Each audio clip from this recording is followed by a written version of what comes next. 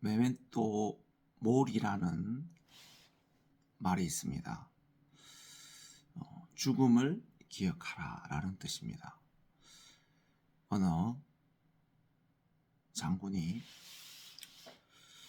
전쟁을 치르고 승리를 거두고 말을 타고 정말 의기양양하게 사람들의 환호를 받으면서 참 이렇게 돌아오는데,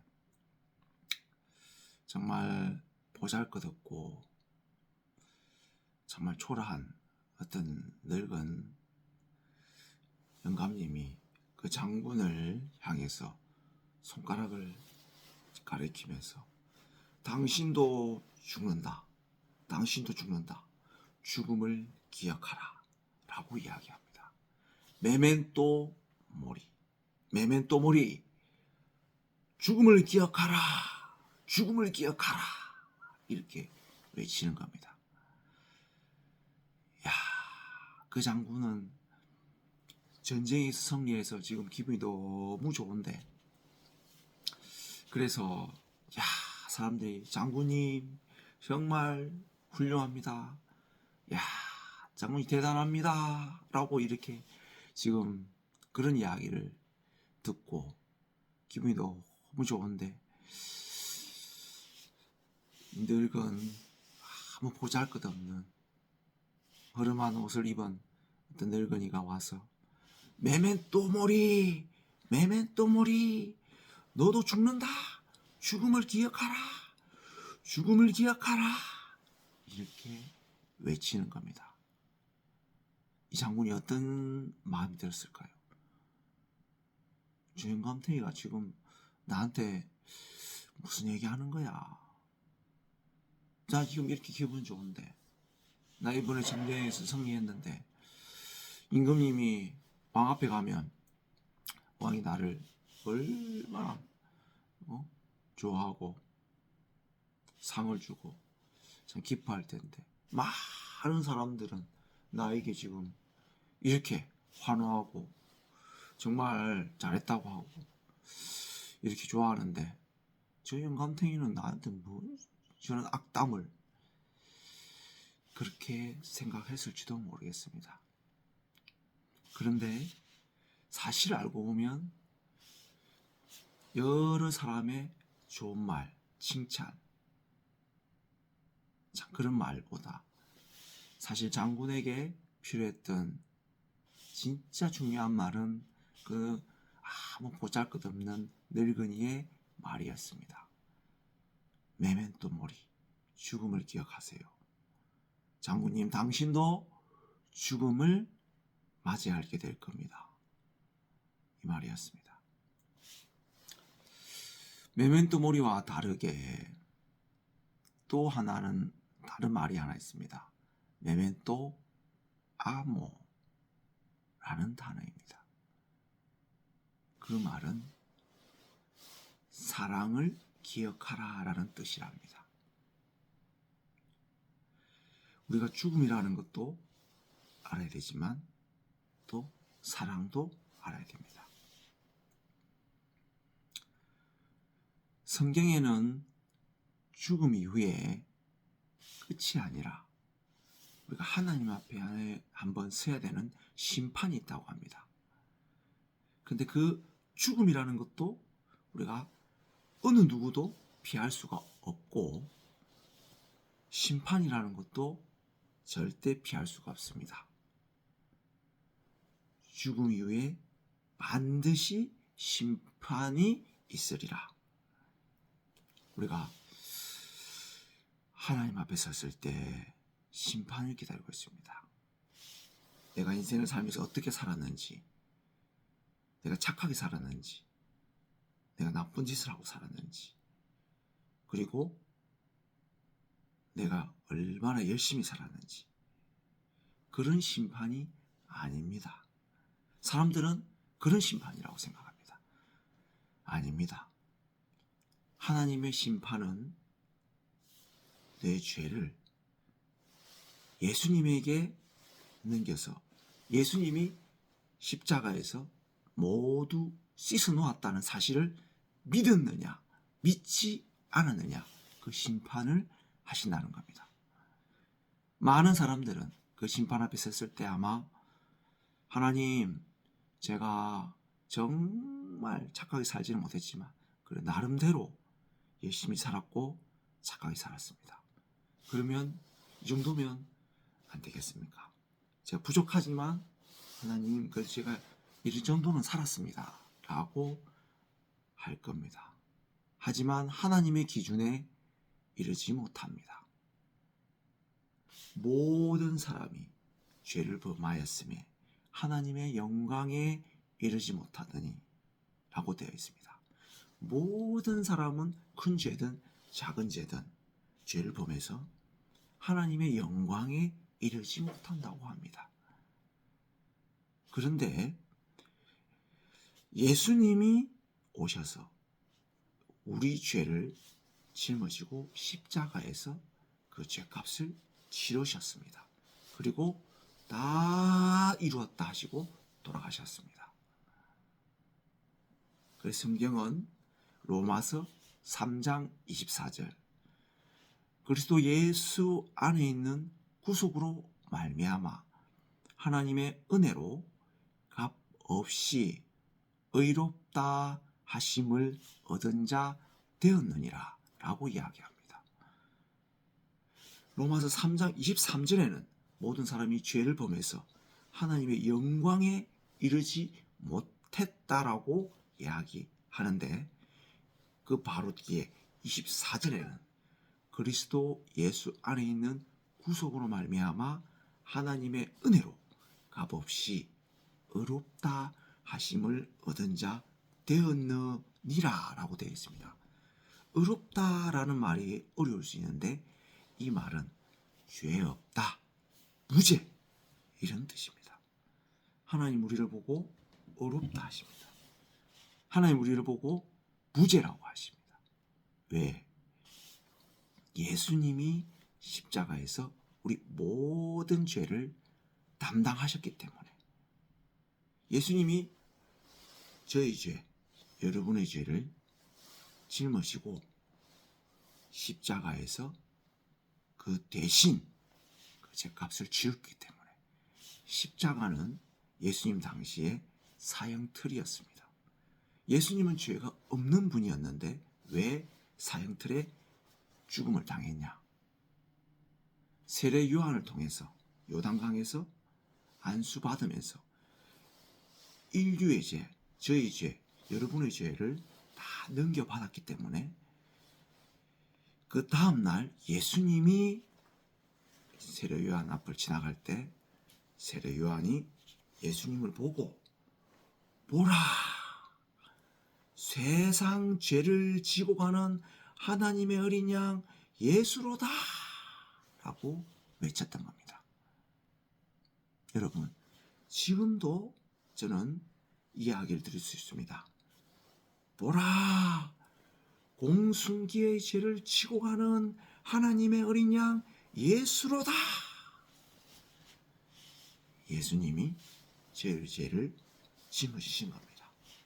그리고 예수님은 저희 죄를 짊어졌기 때문에 죄의 값, 사망을 당하기 위해서 사형틀인 십자가로 가셔서 십자가에서 사망을 당하신 겁니다.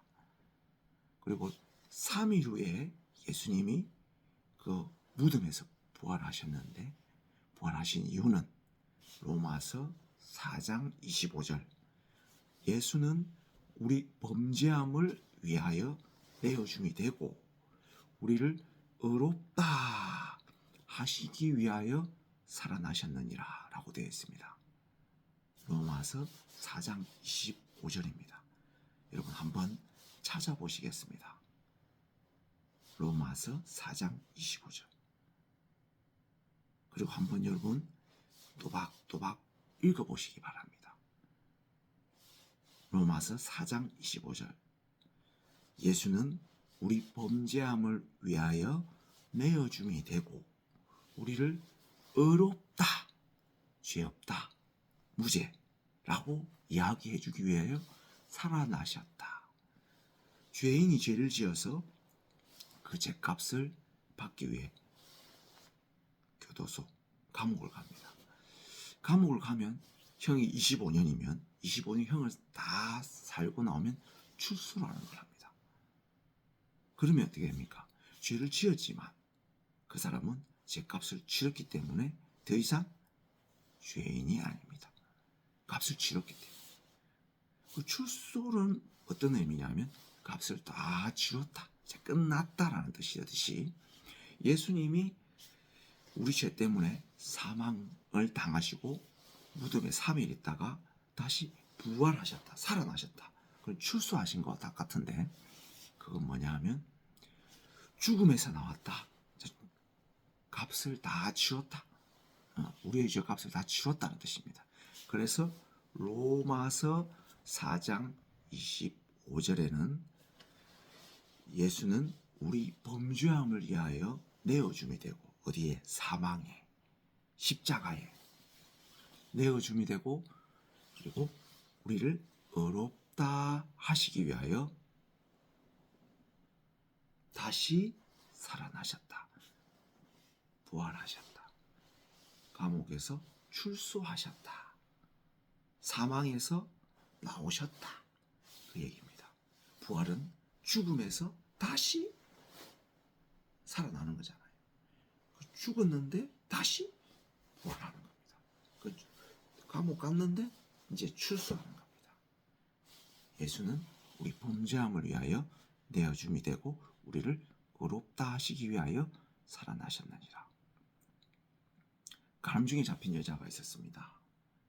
그 당시에는 가늠하다가 잡히면 반드시 돌로 쳐서 죽이라는 법이 있었습니다. 그 여자는 가늠하다가 현장에서 잡혔기 때문에 반드시 죽임을 당해야 됩니다. 그래서 많은 사람들이 그 여자를 죽이기 위해서 끌고 가고 있었습니다. 그 당시에는 돌로 쳐서 죽였습니다. 그래서 한 손에는 돌을 들고 또 그 여자를 끌고 그 여자를 욕하면서 가고 있었습니다. 너 같은 년은 죽어도 싸. 그 여자도 아마 자기가 죽어야 되는 그런 인간인 것을 인정했을 겁니다. 나 끝났구나. 아무도 나를 이 상황에서 죽음에서 건질 수 없구나 라고 아마 생각하고 그렇게 끌려가고 있었을 겁니다. 근데 그 앞에 누가 나타났냐면 예수님이 나타났습니다. 예수님은 구원자라고 합니다. 예수님은 자기 백성을 저희 죄에서 구원할 자라고 합니다. 그 예수님 앞에 그 여자를 끌고 가던 바리새인과 서기관들이 이야기합니다. 당신은 구원자라고 했는데 그러면 이 여자가 모세의 율법에 간음하다가 현장에 잡히면 간음하다가 간음을 하면 돌로 쳐서 죽이라고 했는데 이 여자는 간음하다가 현장에서 잡혔는데 누가 구원자면 한번 이 여자를 구원해봐라 라고 이야기합니다. 예수님은 땅에다가 글을 쓰시고 그 사람들을 향해서 너희 중에 죄 없는 자가 먼저 돌로 치라 라고 이야기합니다. 그 여자를 끌고 가던 많은 사람들은 저녀는 죽어야 돼. 저녀는 죄를 지었어. 저녀는 죽어도 돼. 하면서 손가락질했을 겁니다. 근데 예수님 앞에서 보니까 예수님은 너희 중에 죄 없는 자는 저 여자를 먼저 돌로 치라 라고 하는 겁니다. 예수님 앞에서 보니까 자기 양심에 죄 없다라고 얘기 못 하겠다는 겁니다. 그래서 손에 들고 있던 돌을 다 내려놓고 돌아서서 떠나갔습니다. 한 명, 두 명 떠나가면서 남은 건 그 여자와 예수님밖에 없었습니다. 예수님 그 여자에게 물었습니다. 여자여, 너를 정죄하는 자들이 어디 있느냐? 주여, 없나이다. 근데 그 여자에게 예수님이 이런 말을 합니다. 나도 너를 정죄하지 아니하노니 가서 다시 죄를 범치 말라. 이 여자는 죽었어야 됩니다. 죽어야만 합니다. 그런데 예수님을 만났습니다. 그 예수님이 그 여자를 정죄하는 사람들을 다 떠나가게 했습니다. 로마서 8장 1절에는 그리스도 예수 안에 있는 자에게는 결코 정죄함이 없나니. 이 여자는 가늠했지만 예수님 안에 들어왔습니다. 어떻게? 여러분 궁금하지 않습니까? 어떻게 이 여자는 예수님 안에 들어왔을까요? 왜 예수님은 그 여자를 정죄하지 않을까요?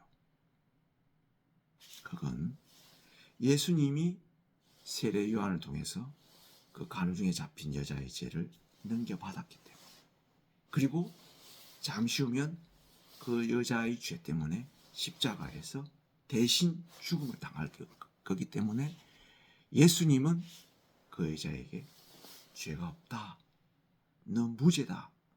왜? 내가 너의 죄를 담당할 거기 때문에. 너의 죄는 나에게 와 있다.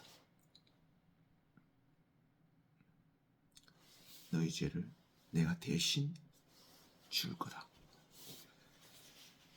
그래서 그 여자에게 나도 너를 정죄하지 아니한다라고 하셨던 겁니다. 오늘 이 시간 예수님은 여러분들에게 이야기할 겁니다. 공순기, 나 너 정죄하지 않아. 공순기, 너